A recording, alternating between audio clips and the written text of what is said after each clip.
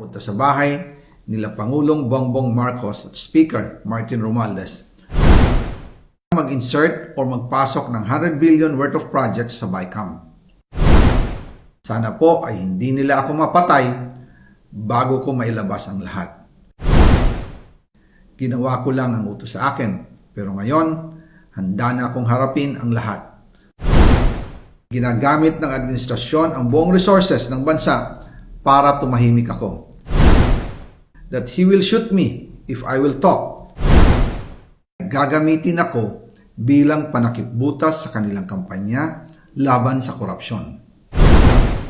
Hindi na ako mananahimik, ilalabas ko ang lahat ng katotohanan. May resibo, may ebidensya, at may pangalan.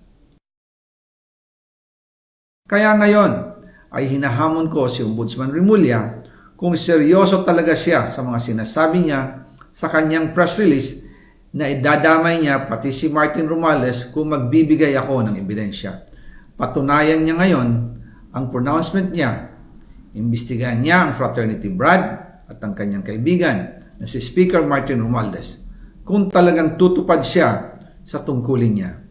Imbestigahan din niya si President Bongbong Marcos. Sabi nga ni BBM nung SONA, let's do it right at mahiya naman kayo, hindi po ba?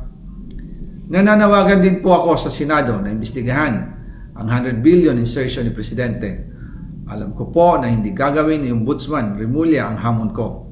Pero magaling ang Senado sa investigasyon at ako ay naniniwala na dahil sa kanila, lalabas ang katotohanan.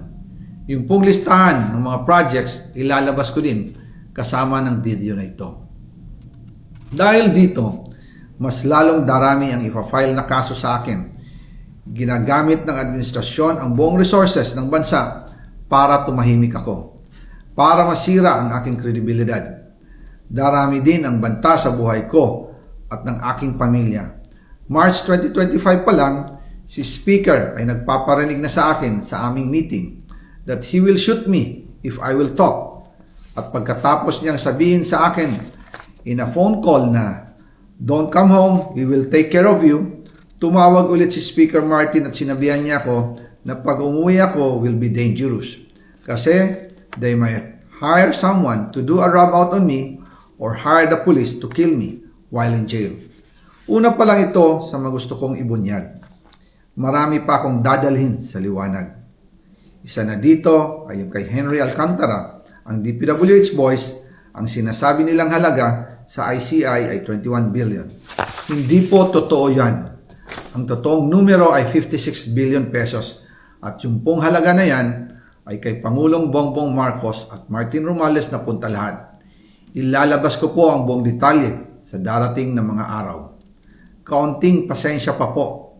Sana po ay hindi nila ako mapatay bago ko mailabas ang lahat. Sa inyong lahat sa Pilipinas, lalong-lalo na sa aking pamilya, taos-puso akong humihingi ng paumanhin. Ginawa ko lang ang utos sa akin, pero ngayon, handa na akong harapin ang lahat. Uulitin ko po, yung pong pera, wala pong napunta sa akin. Dumaan lang po ang pera sa akin para i-deliver kay Speaker Martin Romualdez at Pangulong Marcos. Salamat sa inyong pag-unawa.